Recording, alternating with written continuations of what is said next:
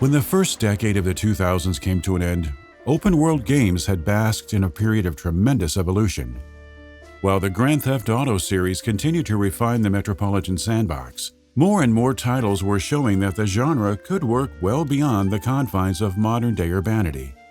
Games like Crackdown and Infamous offered super-powered skirmishes set within near-future dystopias, while the likes of Assassin's Creed showed that there was plenty of fun to be had parkouring through cityscapes of the ancient past. The size of their worlds rarely exceeded those of Rockstar's opuses, but the variety of mechanics and subject matter they explored proved that this didn't always matter. Among these experiences was The Saboteur, created by the Los Angeles-based Pandemic Studios. An open-world game set in Nazi-occupied Paris, The Saboteur set itself apart from its competition with its swashbuckling tone and transformative color palette, which became increasingly vibrant the more its protagonist liberated the French capital's streets. While not everything about it worked to perfection, few argued against its uniqueness. In an era where most games set during World War II focused on hardened soldiers cast into the conflict's deepest trenches, and most open-world games ignored the former half of the 20th century, there was simply nothing else like Pandemic's work.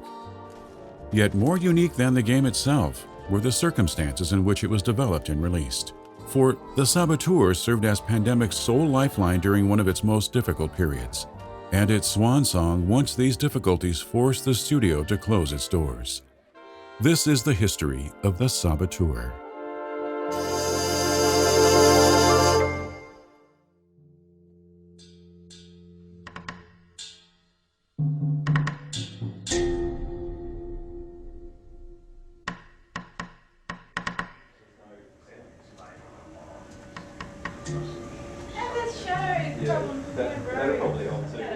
Pandemic Studios was established in 1998 by Andrew Goldman and Josh Resnick. Former Activision employees, Goldman and Resnick had cut their teeth working on titles like Battlezone and Dark Reign in the years leading up to their departure, and agreed to develop sequels to both as soon as they gained autonomy as Pandemic. Both these sequels, and a smattering of other projects, helped the studio remain busy for the first few years of its existence, as well as financially stable enough to open and support a second office in Brisbane, Australia. But it would only be in 2004, with the release of Full Spectrum Warrior and Star Wars Battlefront, that the studio became a household name.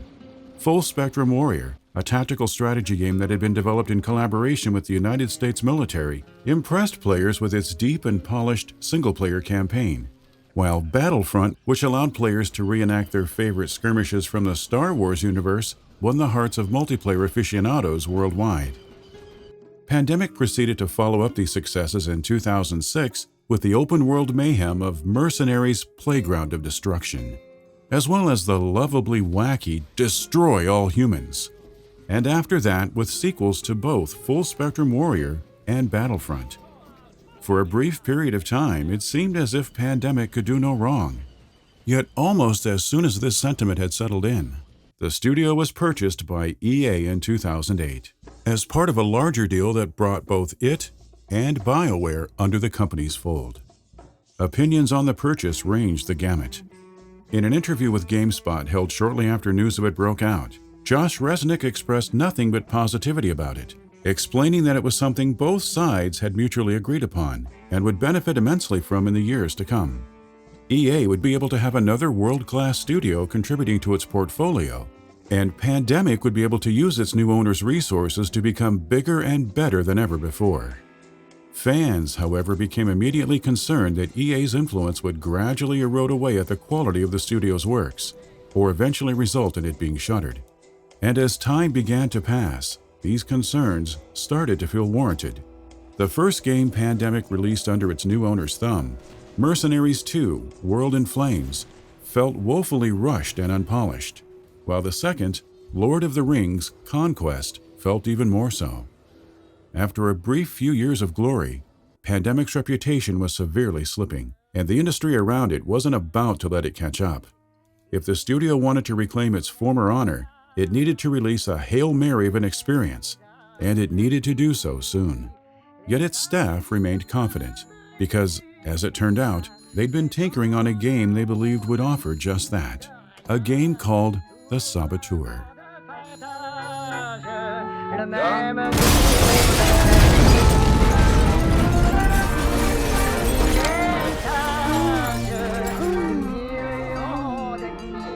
The Saboteur had come into being within Pandemic after Andrew Goldman, looking to occupy himself on an international flight, decided to read a book about the life of William Grover Williams, a Grand Prix racing driver turned French resistance fighter during the Second World War. The story of Grover Williams immediately struck Goldman as something that would be fascinating to base a video game on. Not only was its premise flush with all sorts of gameplay possibilities, but it was also unlike any that had been previously featured in games based on World War II. Upon sharing this idea with the rest of Pandemic back home, almost everyone fell in love with it, and after a short period of time, it was officially greenlit. In order to ensure that their version of Grover Williams both functioned strongly as a protagonist, yet also felt as distinct as possible from the litany of playable characters that filled most war shooters, Pandemic staff spent a considerable amount of time during the project's initial stages tweaking his character and backstory. While everyone agreed that he should still be a racing driver turned resistance fighter, it was decided early on that he should be an Irishman named Sean Devlin, and that his decision to become a resistance fighter would be motivated by a desire to enact revenge on the Nazis for murdering his best friend, rather than for more selfless political reasons. This way, the studio would be able to sell him as being more Indiana Jones than Saving Private Ryan's Captain Miller, a larger-than-life romantic hero who isn't particularly concerned with the broader ideas motivating his adversaries to do evil, instead of a duty-bound soldier with an immutable sense of morality. Once the character was defined, Pandemic staff set about implementing all of the mechanics, systems, and tools that Devlin would take advantage of on his jaunt to sabotage the Third Reich's machinations. From being able to disguise himself using the clothes of his adversaries, to racing them in a wide assortment of vintage vehicles, Pandemic conceived a derivative but extensive breadth of actions that their protagonist would be able to perform out in the field, and spent significant capital making sure that it all felt as good as possible. However, even more capital was spent determining where it is that Devlin would engage in his sabotaging, and how it would be presented.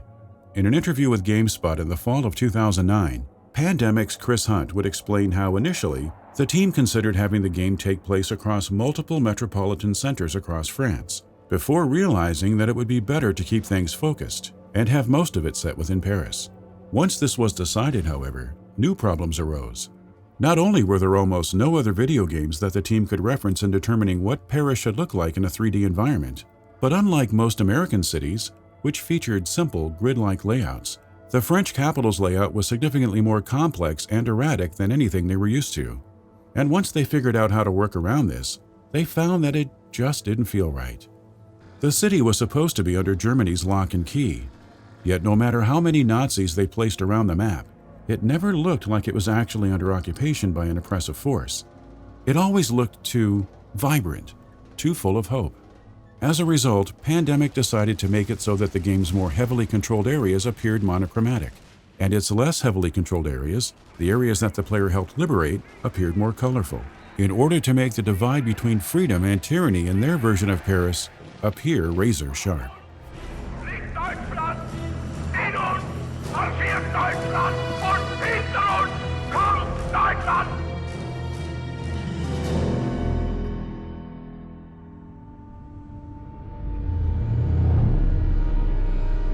Good evening, Mr. Devlin. As the Saboteur inched closer and closer to release, Pandemic did everything in its power to sell the world on its greatness, highlighting all the ways it would prove itself worthy of everyone's time and, more importantly, how its development was avoiding its predecessor's pratfalls. Speaking to GameSpot in the summer of 2009, Pandemic's Greg Baroud would explain how Mercenaries 2 and Conquest's numerous failings forced the studio to take a long, hard look at how they came about and take steps to ensure they wouldn't befall the Saboteur as well.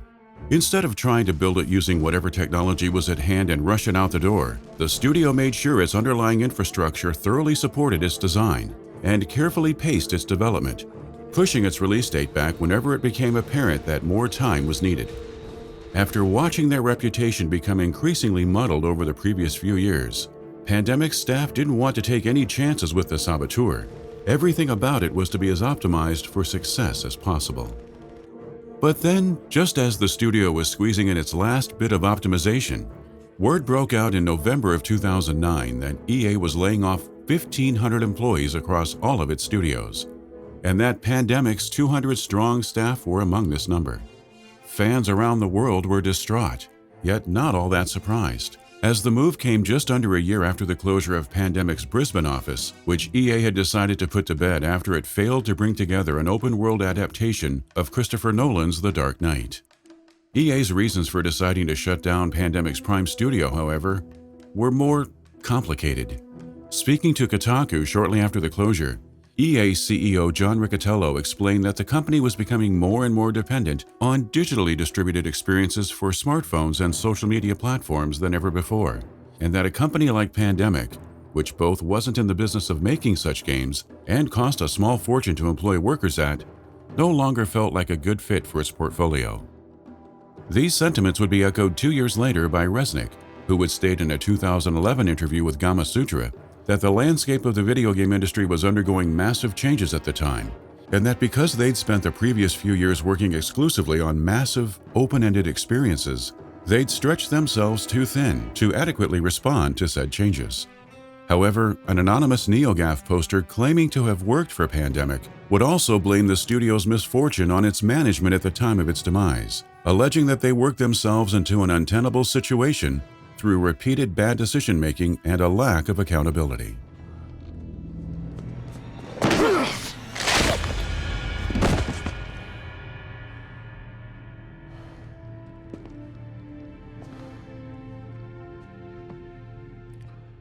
When The Saboteur finally released in December of 2009, players were anxious to see how it would endcap Pandemic's long and storied life.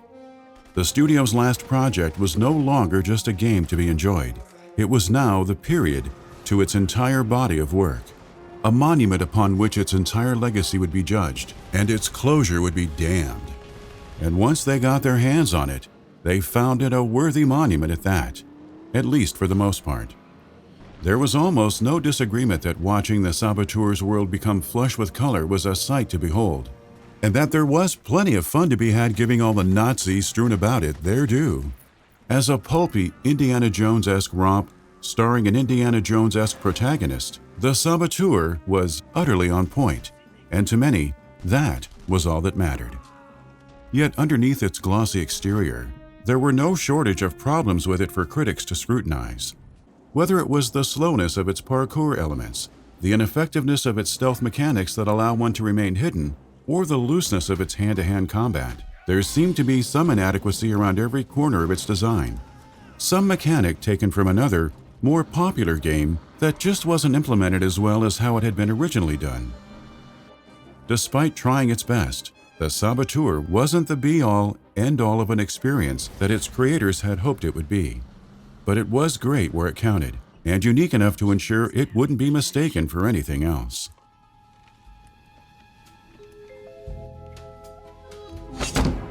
One day you'll have to tell me how you came by these scars. We've done enough talking for one night. The Russians have an open contract nearby. Some big shot reporter investigating Blackfire's role in the terrorist attack is holed up at the church and needs an escort.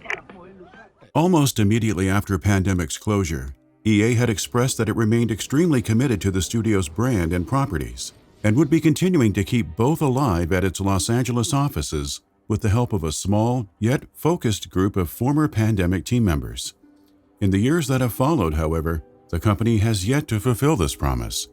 With the exception of the Star Wars Battlefront series, which EA DICE eventually rebooted in 2015, none of Pandemic's franchises have been brought back in any fashion since its shuttering, and there's little likelihood that they ever will be.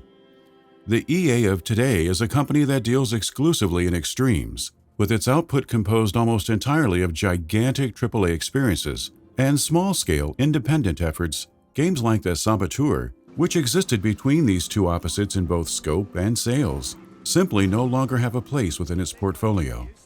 Yet even if Pandemic hadn't shut its doors, there's no guarantee that The Saboteur would still be around today. On an episode of the Game Hugs podcast in 2016, Australian developer Morgan Jaffet, who worked at Pandemic Brisbane prior to its closure, would reveal that work had already begun on a sequel to The Saboteur well ahead of its release, and it had not been progressing well. According to Jaffet, Pandemic's Los Angeles headquarters had decided to get the ball rolling on The Saboteur 2 in early 2009 and hired him on to take over as its creative director. However, after spending less than a week at the studio, he found that EA's bureaucracy had completely stymied the team's ability to make decisions and ground its workflow to a halt, prompting him to bail out of the project as soon as he could. Pandemic's closure was both deeply unfortunate for everyone involved in its operations and a blow to the video game industry as a whole. But by dying prematurely, Pandemic both galvanized people's love for The Saboteur and potentially prevented an abysmal sequel from coming to light. Its death, ironically, allowed The Saboteur to live a life it otherwise may have never had, one in which it was remembered as a solid final hurrah from a beloved studio, instead of a decent game in an erratic portfolio.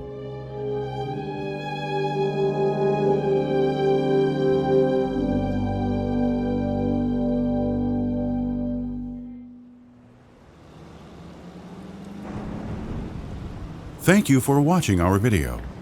Our documentaries are crowdfunded and made possible by your continued support for us.